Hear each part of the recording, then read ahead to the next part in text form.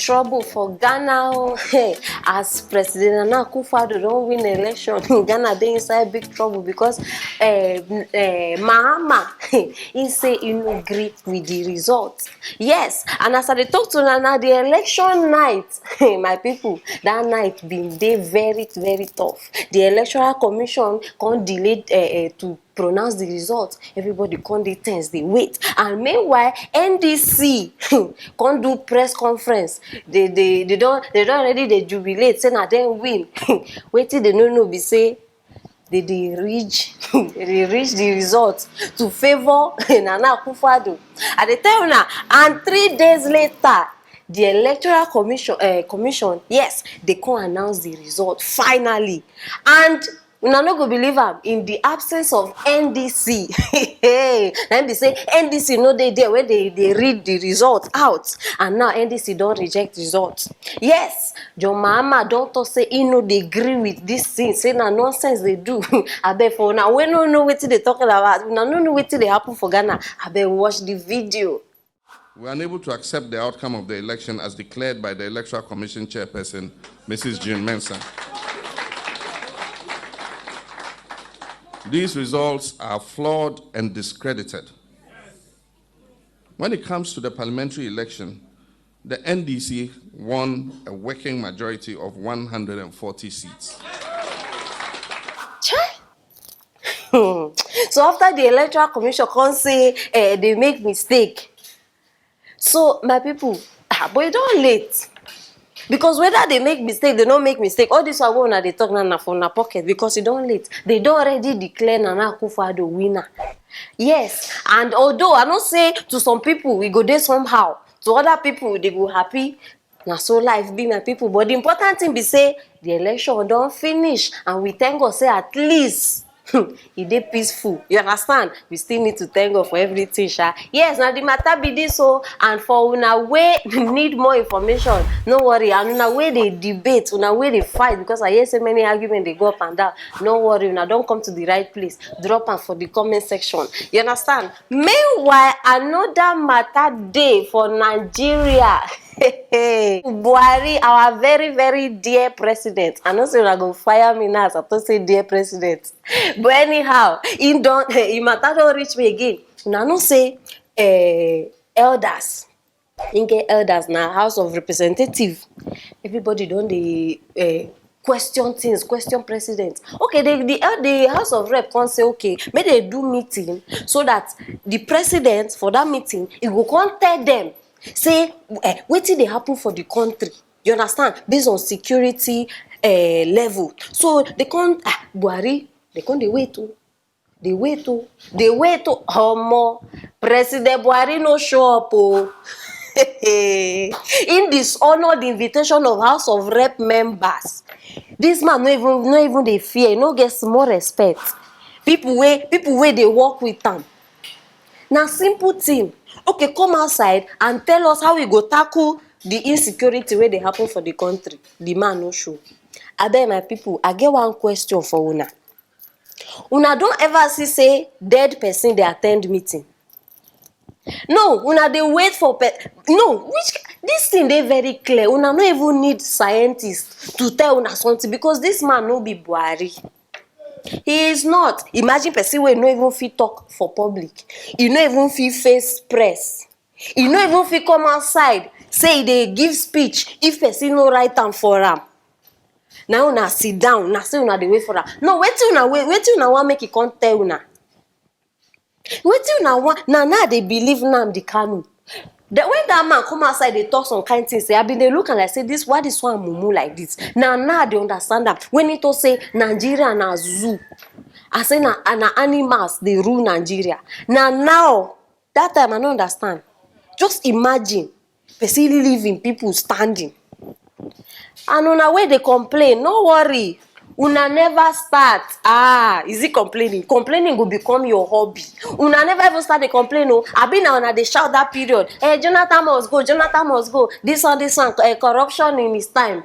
Una never start. You better carry chair, sit down. If you get drink, carry that drink, sit down to the wait because this thing it just starts. See them, they don't they come outside, say they want to know how they go tackle insecurity for the country. What yeah, Governor Zulu, maybe your name sound like Zoo. Yeah, no be you, they attack. When you even still come outside, come to say, since we Buhari dey in seat, despite the killing, the security situation in Borno State don't improve. Not be you talk am. So now, why una dey look for? See, make nobody. Oh, now see, now laugh. I just dey sit down, they laugh. But make I just tell una, you get one thing where they talk say, if mountain does not go to Mohammed go mountain. Abi?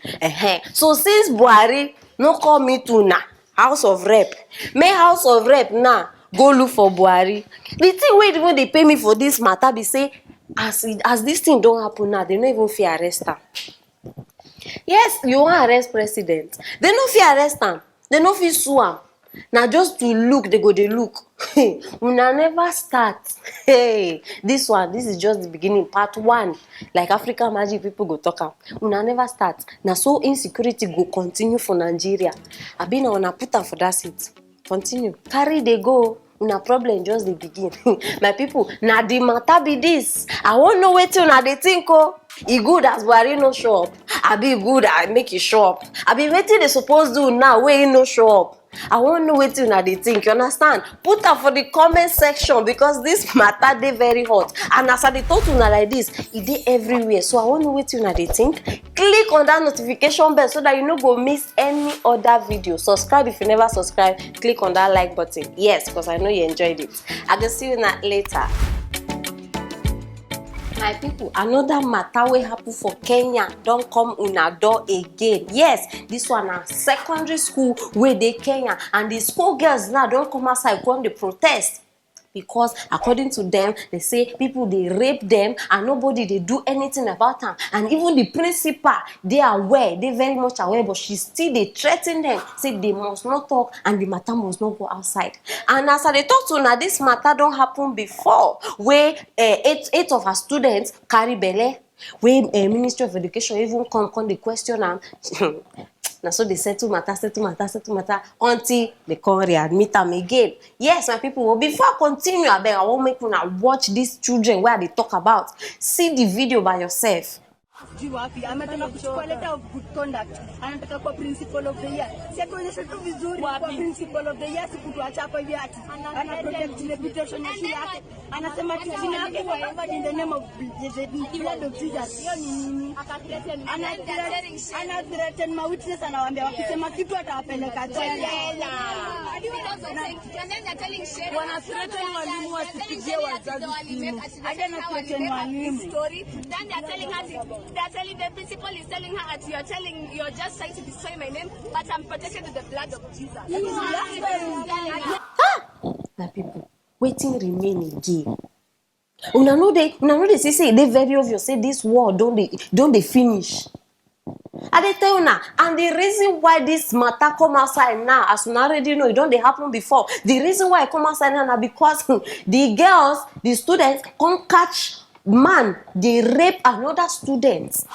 And the principal even they aware again when the principal contact and say if this matter reach public or reach their parents, say she go deal with them. My people. Now police come the question them based on the protest, the video we wanna watch. Police come call them, the question and say how far. The woman come open mouth, they talk nonsense. I beg.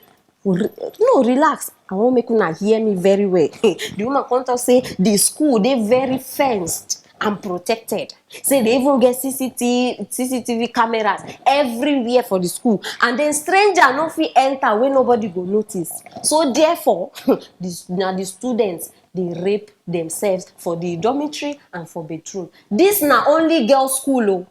Be like say una no understand. Only girls' school.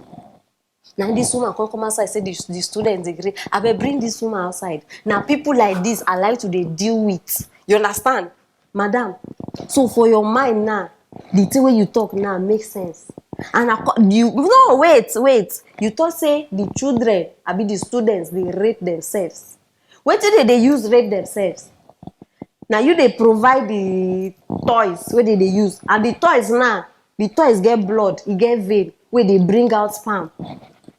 No, because now wait till she talk. say they do am by themselves. I no go dey surprised say this woman dey do all these things when she dey very young. Now she dey try pass am to all these younger ones. My people, no be small matter. It is this thing na big disgrace. Make person of this age come outside come talk this kind of thing. Serious disgrace. Now why as parents, my people, una suppose dey very careful the kind school wey una dey put una children. Una suppose find out first, because nowadays things dey happen for this world. You suppose dey careful before you no go know. Now you don't go train lesbian for school. You say na business admin she go read. Una suppose dey very careful. So if I be you, before I go put my child for school, I go find out, go to school, ask questions. Imagine this kind of school now. No, just imagine how those students will come outside. And government, I beg, Kenya government, I beg, I dey beg you, do something about this case. Let this woman no go free. If not, the next case wey go happen, it go be times 10 of this one wey we dey talk about. I be my people, wetin una think? I still want to know una opinion. Wetin you think say suppose happen to this woman and the school itself? And the people wey she dey cover, because na the rapist, she know them. For her to do all those things, like they say she know the people. So wetin suppose happen? Drop am for the comment section. This matter now, me and you get am. And if you never subscribe, I dey beg. Na beg, I dey beg. You understand? No send me go back to my village. Subscribe. Share this video, make it go viral. And click on that like button too. Dey very, very important. I will see you later.